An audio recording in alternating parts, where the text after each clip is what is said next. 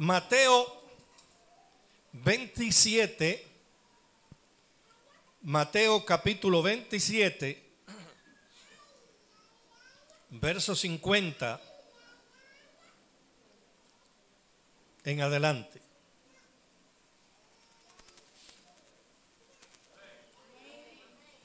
Damos lectura en el nombre del Padre, del Hijo y del Espíritu Santo.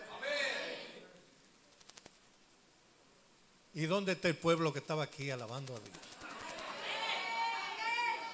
A mí me dijeron, yo leí que esto se estaba acabando, pero parece como que la gente salió un momento. Leemos para gloria de Dios, versos 50 en adelante.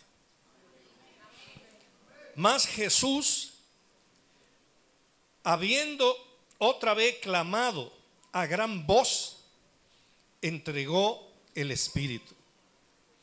Y he aquí el velo del templo se rasgó en dos, de arriba abajo, y la tierra tembló, y las rocas se partieron, y se abrieron los sepulcros, y muchos cuerpos de santos que habían dormido se levantaron, saliendo de los sepulcros después de la resurrección de él. Vinieron a la santa ciudad y aparecieron a muchos. Padre, te damos gracias.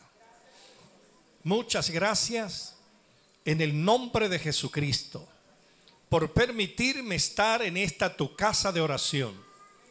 Pido, Dios, la presencia de tu Espíritu Santo y que muestre sus filos en este lugar. En el nombre de Jesús.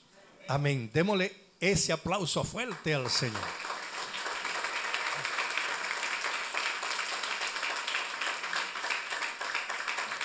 Aleluya.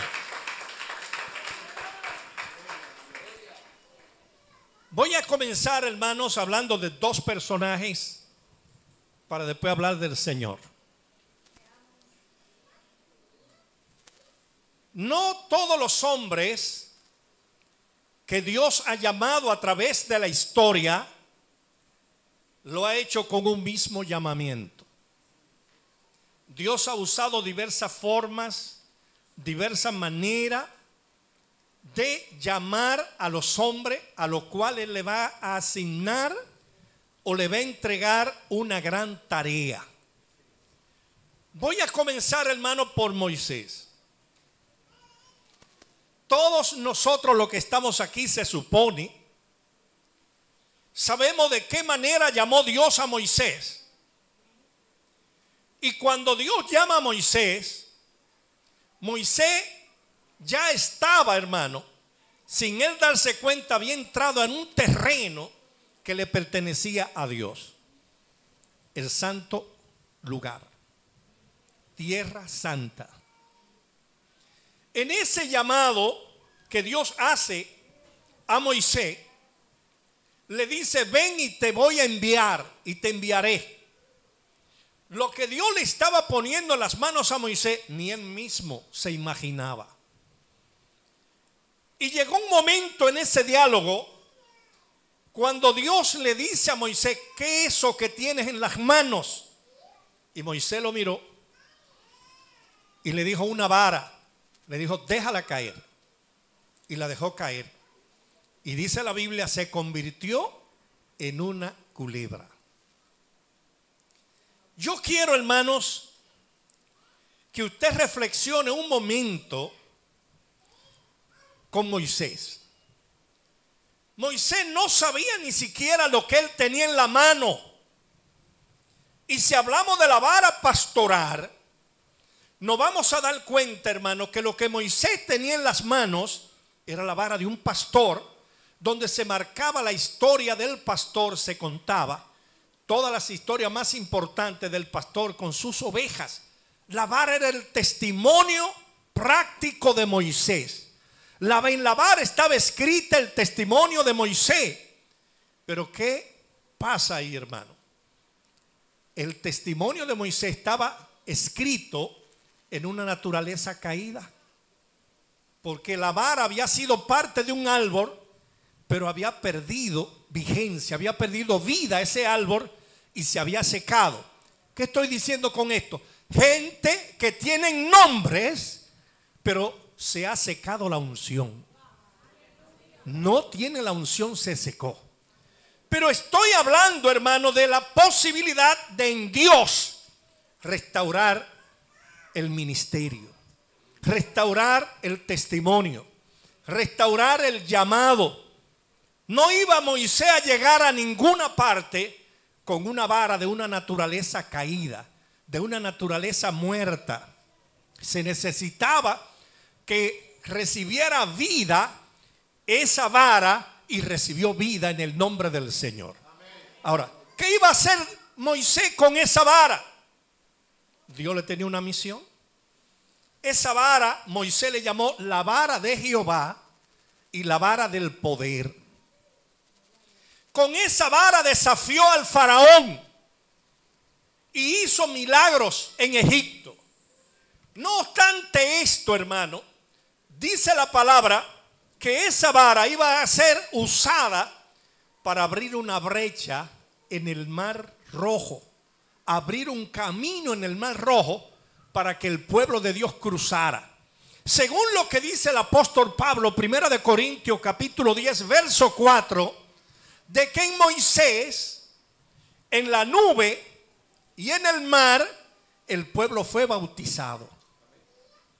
¿Qué le estoy diciendo? Para ir al encuentro con el Señor, para ir a hacer fiesta con el Señor, Dios necesitaba un hombre con la capacidad de abrir camino para su pueblo. No todos, hermanos, están llamados a abrir caminos. Hay personas que tienen ministerios, que tienen llamado, pero son muy pocos los que abren camino para que el pueblo sea bendecido. No tan solo, hermano, para ir a celebrar fiesta. Moisés le dijo una palabra al pueblo de Israel: y los enemigos de ustedes, lo que ustedes están viendo hoy, no lo van a volver a ver más.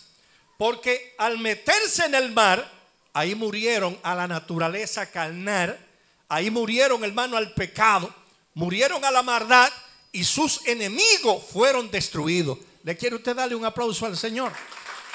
Esa es la misión de Moisés.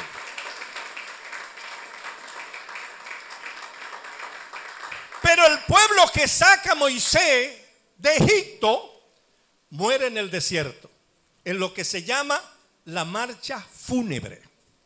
Fueron muriendo durante 40 años hasta que esa generación que salió de Egipto desapareció, porque el Señor iba a usar una nueva generación. Así que hasta que no muera el hombre y la mujer que salió de Egipto, usted no va a poseer. Usted no va a poseer. Pregúntele a que está al lado: ¿tú eres de la nueva generación? Le voy a decir cómo llamó el Señor esa generación. Génesis capítulo 15, el Señor le llama la cuarta generación. En la cuarta generación yo me voy a manifestar al pueblo y lo voy a liberar y le voy a dar las riquezas de Egipto. Yo no sé si usted ya está caminando con la riqueza de Egipto o está caminando con la pobreza de Egipto. Pero Dios ha prometido darte la riqueza. Alguien tiene tu bendición, hermano. Alguien tiene tu bendición. Ahora Dios encomienda a Josué y le dice que sea valiente y que se esfuerce, porque Josué ahora iba a abrir camino para el pueblo de Israel. Pero Josué no tenía vara, Josué tenía una espada. Lo que quiere decir que no le pertenecía a Josué abrir camino, sino a los sacerdotes del Señor. ¿Y de quién estoy hablando? De los que llevaban el peso de gloria sobre sí. Los hombres que llevan la presencia de Dios sobre sí son hombres y mujeres que abren camino para el pueblo de Dios. ¿Se atreve a darle otro aplauso al Señor? Dese. Pero le quiero, hermanos, decir algo que Jehová le dijo a Josué para que Josué lo ejecutara. Dice: una vez que los sacerdotes descalzos había que entrar descalzo ahí, aunque le voy a revelar algo. A la tribu de Aser, cuando Moisés bendecía a las tribus en el libro de Deuteronomio, en los capítulos 30, le dijo: a Aser con pies de aceite poseerá. Cuando usted se moja los pies de aceite, usted posee, usted hereda. Así es que cuando usted quiera bendición, yo he probado eso en un lugar, coja aceite y póngale en los pies y camine orando y usted verá lo que Dios va a hacer. Dele un aplauso al Señor que está vivo. Pero a Josué era con la planta de los pies que iba a poseer. Iban a cruzar, hermano, no el Mar Rojo, el Jordán. El Jordán donde sería sumergido Jesucristo. Y cuando los sacerdotes y levitas tomaron el arca y caminaron, dice la Biblia, que cuando el agua llegó y le tapó los pies hasta los tobillos, como Ezequiel, se abrió el camino. Cuando el agua está ahí, se abre camino. Se abre el camino, hermano, para que el pueblo poseyera, para que el pueblo heredara, para que el pueblo recibiera las promesas de Dios, para que el pueblo pasara a disfrutar de las corrientes de bendiciones de Dios. Pero el Señor le dijo a Josué: selecciona hombres, 12, para que donde están parados firmes en medio del Jordán, los que tienen el arca, de las piedras que están ahí bajo los pies de ellos, van a sacar 12 piedras, dice, y llevarlas sobre los hombros. Esa piedra, hermano, simbolizaba a Cristo. Y hay momentos cuando hay que levantar a Cristo, porque a veces nos plantamos sobre él firme y se nos olvida que tenemos que exaltarlo. ¿Se atreve a darle otro aplauso al Señor? Bien. Vamos ahora a lo que leímos, hermanos. La Biblia nos muestra en muchos lugares que Jesucristo era el tabernáculo de Dios. Un tabernáculo hecho a martillo, según Isaías 53, sin atractivo para que lo deseáramos, rústico para que lo deseáramos. Ahora, Jesucristo tenía que cumplir la palabra de Dios como el tabernáculo divino del Señor. Y Jesús, dice la Biblia, cuando fue apresado, no puso resistencia, no llamó las 12 legiones de ángeles que él dijo podía haber llamado para que lo defendieran, sino que aceptó para que se cumpliera la palabra de Dios.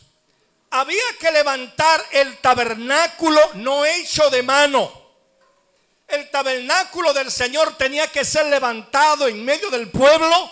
Por eso Jesucristo fue levantado en una cruz como el tabernáculo de Dios. ¿Qué pasó allí, hermano? Primero, Jesucristo hizo lo que dijo Juan el Bautista, San Juan 1:29. He aquí el Cordero de Dios que quita el pecado del mundo. Jesucristo llega como Cordero para ser inmolado. Segundo, hermano, siendo Jesucristo la puerta del tabernáculo, San Juan 10, que abre para que todos entren, pero se cumple, hermano, una palabra poderosa en el Señor en la cruz del Calvario. Ya cuando Él entrega el Espíritu, uno de los soldados romanos con una lanza le abrió el costado, haciéndole una brecha al costado. ¿Qué pasó con esa brecha? Comenzó, hermano, a salir agua y sangre que tenían que salir porque eran dos los elementos que se usaban para la santificación en el tabernáculo: el agua y la sangre. El agua y la sangre corrieron hasta los pies porque los pies simbolizaban el altar de los sacrificios.